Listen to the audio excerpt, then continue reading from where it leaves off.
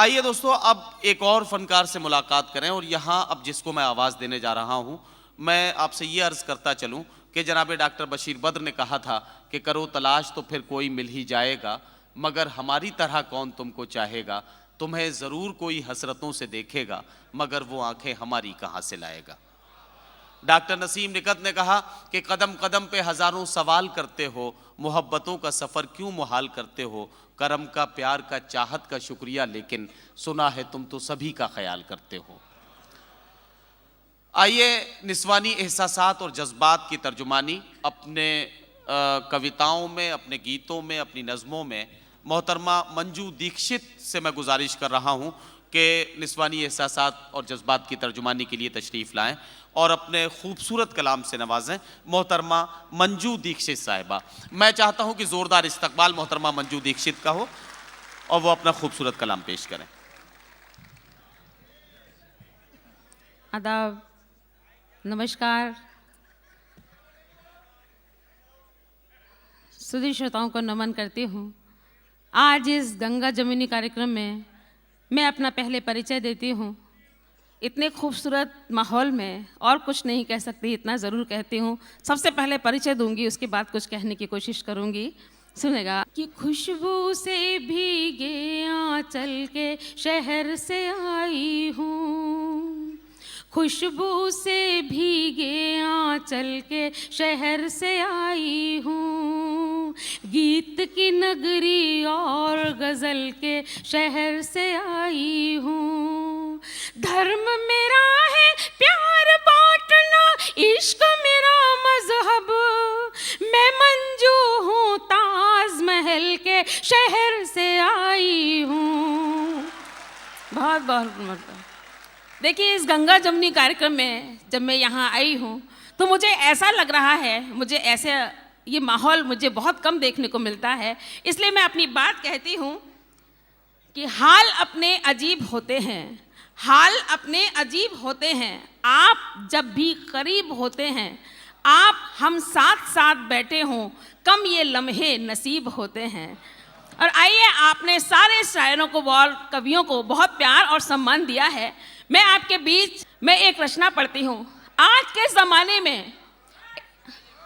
ज़माने में जो माता पिता अपने बच्चों को इतने से लेके इतना बड़ा करते हैं, वही बच्चे अपने माता पिता को या कहीं छोड़ाते हैं या कहीं इधर उधर कर देते हैं। मैं जानती हूँ कि ये संस्कृति यहाँ की नहीं है, लेकिन हो सकता है कि आज के युग में मेरा कोई भाई भटक जाए, तो इसलिए एक हकीकत पढ़ने की अनुमति मांगती हूँ कि एक वृद्ध आश्रम में एक वृद्ध माँ अपने वृद्ध पति से क्या कह रही है। मुझे कविता पढ़ने की अनुमति दीजिएगा, उसके बाद फिर सीधे सीधे श्रृंगार पढ़ती हूँ। सुनेगा। एक महिला की भावनाओं को एक महिला व्यक्त करती है और मंच का भी आशीष चाहती हूँ। सुनेगा कि मंदिरों में जाके दुआ मांगते हैं हम, मंदिरों में जाके दुआ मांगते हैं हम, तब जाके होता कहीं बच्चे का जन्म, जन्म के प्रसव की पीड़ा को सहें, ममता की कहानी को किस से कहें। सारे गम ऊंच नीच सह जाते हैं, सारे गम ऊंच नीच सह जाते हैं, बंधनों में बंध कर रह जाते हैं, पर क्यों ये बंधनों को तोड़ देते हैं, आश्रमों में लाके हमें छोड़ देते हैं, आश्रमों में लाके हमें छोड़ देते हैं। माँ की भावनाओं को समर्पित करती हूँ और आपका आशीष चाहती हूँ कि पाल पोस कर इन्हें बड़ा करें हम, पाल पोस कर इन्हें बड़ा करें हम, बड़ा कर पैरों पर खड़ा करें हम, कभी कोई एहसास होने नहीं दें, खुद रोए पर इन्हें रोने नहीं दें। इनके लिए तो कर जान कुर्बान, इनके लिए तो कर जान कुर्बान, अपनी ये अनबन शान कुर्बान, खुशियों को जिंदगी से जोड़ देते हैं, फिर क्यों ये आश्रमों में छोड़ देते हैं, फिर क्यों ये आश्रमों में छोड़ देते हैं। माँ की हकीकत पढ़ती हूँ और आपका आशीष चाहती हूँ कि छोटे होते हैं तो मीठा बोलते हैं ये, छोटे होते हैं तो मीठा बोलते हैं ये, मम्मी कह के जुबान खोलते हैं ये, धीरे धीरे जैसे जैसे होते हैं जवान, चेहरे से जाने लगती है मुस्कान, क्रूरता के भाव मुख आने लगते, क्रूरता के भाव मुख आने लगते, अपने पर मोड़ देते हैं, आश्रमों में लाके हमें छोड़ देते हैं, आश्रमों में लाके हमें छोड़ देते हैं। और जब शादी हो जाती है उसके बाद की हकीकत बयां करती हूँ कि जिस दिन देख लें शादी की भव्यता, जिस दिन देख लें शादी की भव्यता, मर मिट जाती बची कुछ सभ्यता, पत्नी को मानते हैं परमात्मा और भूल जाते हैं ये माँ की आत्मा। सोचते नहीं है नहीं करते विचार, सोचते नहीं है नहीं करते विचार, माता और पिता दोनों लगते हैं भार, जिम्मेदारियों से मुख मोड़ लेते हैं, आश्रमों में लाके हमें छोड़ देते हैं, आश्रमों में लाके हमें छोड़ देते हैं। अब तक तो आपके बीच एक वृद्ध माँ की भावना को सुना रही थी, लेकिन अंतिम बंद मैं कुछ कहने की कोशिश करती हूँ। यदि मेरी अंतिम बात आप सभी तक पहुँचती है तो हाथ उठाकर इस अंतिम बंद पर आशीष चाहती हूँ और उसके बाद आपसे जुड़ती हूँ। सुनेगा? जी जी पढ़िए। कि सोचो जब उम्र के बीतान तनेंगे, सोचो जब उम्र के बीतान तनेंगे, उम्र और देह में जो युद्ध ठनेंगे, नश्वर शरीर युद्ध हार जाएगा, तुमको भी कोई यूं बिसार जाएगा। यानी आप कर्मों के संताप बनोगे, यानी आप कर्मों के संताप बनोगे, आप भी तो कभी माँ बाप बनोगे। काल चक्र सबको निचोड़ देते हैं, आश्रमों में लाके उन्हें छोड़ देते हैं, आश्रमों में लाके उन्हें छोड़ देते हैं। आइएगा, अब मैं एक श्रृंगार, क्योंकि श्रृंगार की ऊपर से लेकर नीचे तक जा रही है, लेकिन मैं जानती हूँ, देखिए मेरा गला जरूर खराब है लेकिन आप लोगों का साथ साथ। आइएगा, देखिए सबसे पहले शुरू से मैं इस माहौल को देख रही हूँ, बहुत खुशनुमा माहौल है और इस माहौल में मैं एक हकीकत और पढ़ती हूँ, क्योंकि अभी यहाँ मेरे बुजुर्ग साथी यहाँ उपस्थित थे। जब मैं इस पीछे वाले मंच पे गई थी तो वहाँ एक वृद्ध, जो कि बहुत वाकई में मुंह से बोला नहीं जा रहा था, उन्होंने जब एक शब्द कहा तो मैं वहीं से उस श्रृंगार को उठाती हूँ। उन्होंने कहा, मंजू जी आज भी इस उम्र में वाह। जब उन्होंने ऐसा शब्द किया तो देखिए मेरे मन से मेरी अंदर की बात को क्या महसूस हुआ, वो बात मैं पढ़ती हूँ, वहीं से श्रृंगार उठाती हूँ। सुनेगा कि कभी भी, उन्हीं के लिए पढ़ती हूँ, उन्हीं शख्स के लिए, कि कभी भी दिल के तारों को किसी से जोड़ देते हैं, इश्क के मामले में मजनुओं से होड़ लेते हैं, न जाओ उम्र पर इनकी ये वो रंगीन बूढ़े हैं कि ये चिकने मसूड़ों से सुपारी फोड़ देते हैं।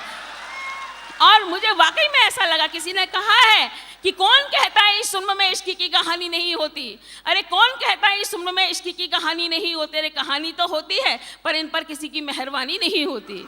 मुझे बिल्कुल ऐसा लगा। तो इसलिए जब उन्होंने ये शब्द जो कहा, इस तरीके से कहा, तो इसलिए मुझे एक और चीज़ याद आई कि जब यहाँ मुझे यहाँ के लोगों ने बुलाया है और उन्हें कुछ हुआ, इसमें मेरा कोई दोष नहीं है। यहाँ के लोगों ने बुलाया, इसमें मेरा कोई दोष नहीं है। इसलिए मैं आपके बीच बताती हूँ कि मैं बिहार में एक कवि सम्मेलन में गई थी, वहाँ के मुख्य अतिथि लालू प्रसाद यादव थे। मैंने लालू जी से प्रश्न किया, एक बात बताइए, आपके यहाँ बड़ी गड़बड़ाहट होती रहती है। बोले ई में भाजपा का हाथ है। मैंने कहा आपकी 9 बच्ची है? बोले ई में भी। तो देखिए गलत काम कुछ भी हो सकता है, किसी को कुछ हो, यदि गलत काम कहीं है और किसी को कुछ हो, मेरा इसमें कोई दोष नहीं है। आइए मैं उन्हीं पिताजी को मैं समर्पित करते हुए बोलती हूँ जो उनको कुछ हुआ, इसमें मेरा कोई दोष नहीं है। और आइएगा, मेरे साथ होने की कोशिश करिएगा। सुनेगा। ओ भटके बैरागी, ओ भटके बैरागी, ओ भटके बैरागी, ओ भटके बैरागी, तुझको कब आएगा होश, ओ तुझको कब आएगा होश।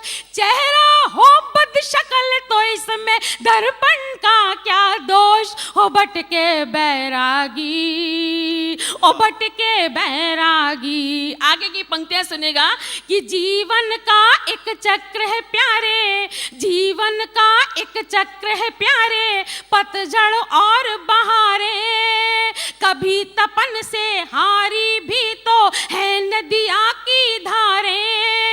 ऐ जोशीले भंवरे तुझको, ऐ जोशीले भंवरे तुझको कब आएगा होश, हो तुझको कब आएगा होश। नहीं खिला कोई फूल तो इसमें मधुवन का क्या दोष। ओ ओ भटके बैरागी, वाह, वाह, वाह। ओ भटके बैरागी। और जब हाथ में बिल्कुल जान नहीं है और मुंह में दांत नहीं है, पेट में आंत नहीं है, जो व्यक्ति ऐसी बात करे उसके लिए कहती हूँ कि बन के बहता पानी मिल जा यौवन के सागर से, शुरू तो कर एक प्रेम यात्रा तू मन के अंदर से। ऐ दीवाने प्रेमी तुझको, ऐ दीवाने प्रेमी तुझको कब आएगा होश, हो तुझको कब आएगा होश। बाहों में नहीं जोश तो फिर आलिंगन का क्या दोष। ओ भटके बैरागी, ओ भटके बैरागी, ओ भटके बैरागी।